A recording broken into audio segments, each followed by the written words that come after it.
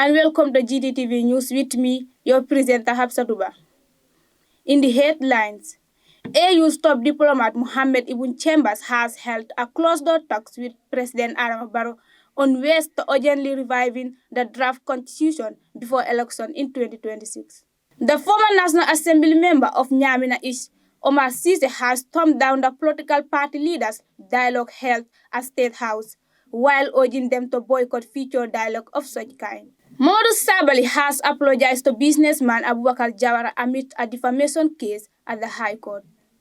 To international news, Nigeria's President Bola Tinubu has held meeting with state governors to discuss the crippling cost of living crisis.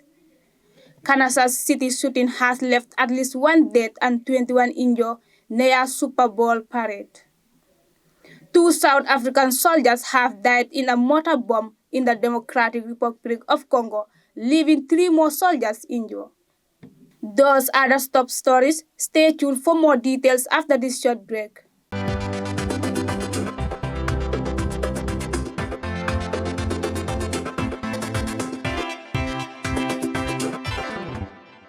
Welcome back. If you are just joining us, this is Gttv News Bulletin with me.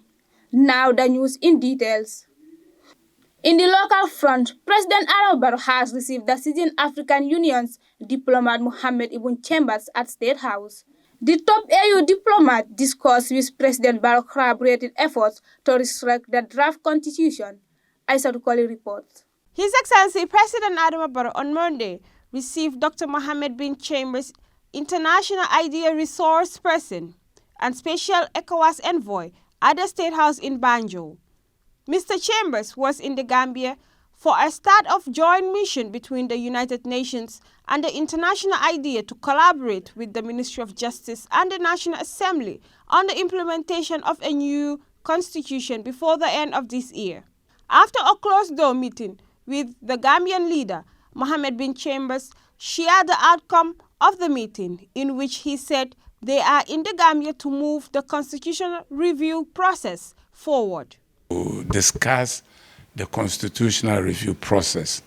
You all recall that last August we were here to initiate discussions so that we can start the process again. Since then, among you as Gambians, different institutions, you have continued to work on this process. So this time around, we will be with honorable members of parliament to try and focus their attention on issues that were a source of division the last time and which did not make it possible to complete the process. I think Dr. Chambers reassured that the international community, including the United Nations, international ideas, and other partners, will support the process to ensure that the Gambia gets a new constitution. The UN, international idea, other bilateral partners can do to support this. You know that they are willing, they are able to accompany the Gambia through a successful process. It's essentially a Gambian process. That's how it should be. And this, I hope, will be one of the legacy programs of current government, so that when it is completed, I think all Gambians will be proud that you have a new constitution for the new Gambia. It could be recalled that Gambia's lawmakers have rejected the draft constitution to replace the 1997 constitution. The document, which was to help in the reforms in the country's governance system, could not secure enough votes at the National Assembly. 31 members voted in favor of the bill to be passed, while 23 members rejected the new draft constitution. Aissatou Koli, Gambian Talents TV News. The former National Assembly member for Nyamina East, Omar Sise, has described the recently held national consultative dialogue among political party leaders held at State House as a political game aimed against the opposition. More on this report. Omar Cisse, the former National Assembly of the opposition Gambia Democratic Congress, has denounced the recently held dialogue of the country's political party leaders, insisting that the dialogue failed to address the burning issues facing the country. Mr. Cisse believes that the dialogue convened by President Barrow as a political game against the opposition. He continued to advise invited stakeholders to boycott any future dialogue of such, adding that the dialogue shouldn't be dictated to the opposition, rather they should be allowed to speak their concerns. Reporting for Gambian Talent TV News, I am Habsatuba. Mamadou Sabally has issued an apology to businessman Abubakar Jawara aimed a protracted defamation case at the High Court. Jawara, who owns Gaj Company, has sued Sabally, accusing the latter of defamation and slander, demanding Sabally to issue an unreserved apology to him to be published in widely circulating national newspapers, and $8 million is as damage for defamation and slander. Maud Lamun Job reports. In an apology letter posted on his Facebook, Mohamed Sabally, who recently decamped from the opposition United Democratic Party and joined the ruling National People's Party, has issued the apology on his Facebook page. He said the alleged defamatory article was not intended to out Mr. Jawara. In the apology letter, Sabally said, "I do not want this matter to be protracted any further, and it is my resolve to end this conflict that had also hurt friends and families that Jawara and I hold dear in common. The sacred bonds that bind Jawara and I as Sarhule and Badibunga prohibit any legal tussle between the two of us. In view of the foregoing, I hereby sincerely apologize to Abubakar Jawara for any inconvenience and loss caused by my writings and utterances about him and his businesses." Abubakar Jawara claimed that Sabaly's alleged defamation has caused damages to his business interest. He alleged that he was forced to shut down his tomato processing factory due to inability to secure raw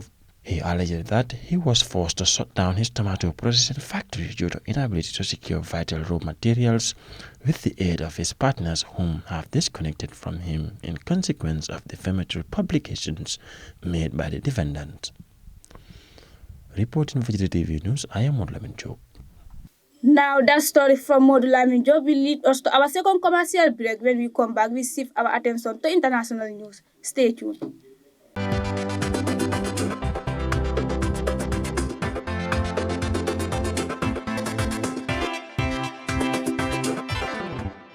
To the international scene, the Nigerian President Bola Tinubu is meeting state governors to discuss the crippling cost of living crisis.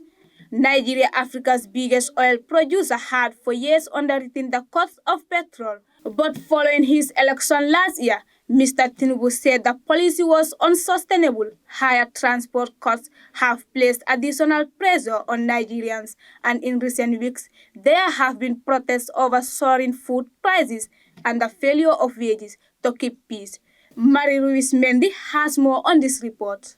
As the rising cost of living continues to bite, many in northern Nigeria are turning to rice grains that millers normally reject after processing or sell to farmers to feed their fish. These are referred to in the Hausa language, widely spoken in the north as afafata, which means battling, because they are literally a battle to cook and eat as the grains are so hard.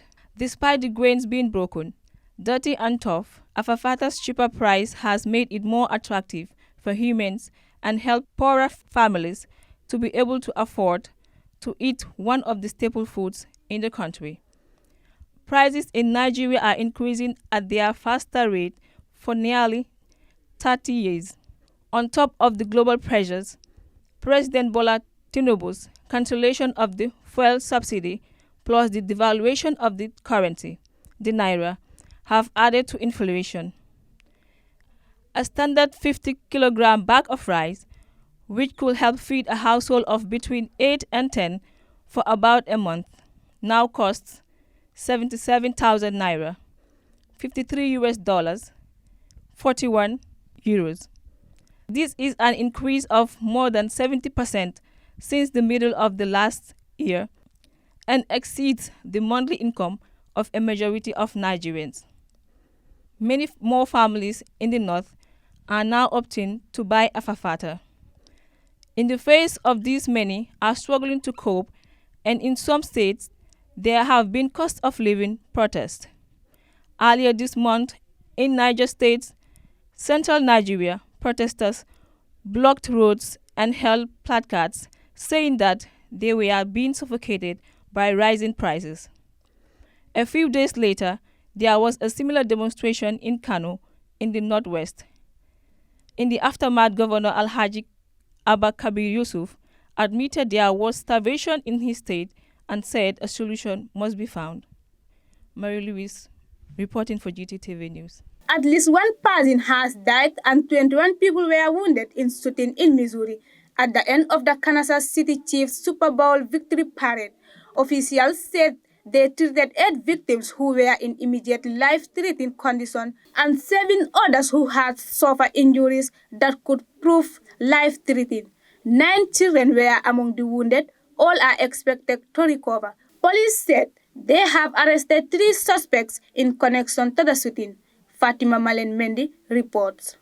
More than 800 police officers were already on the scene to monitor the parade. MS Graves said they responded immediately after the gunshots broke out, and detectives who were on the scene quickly opened an investigation. The fire brigade also sprang to action, administering aid to the injured.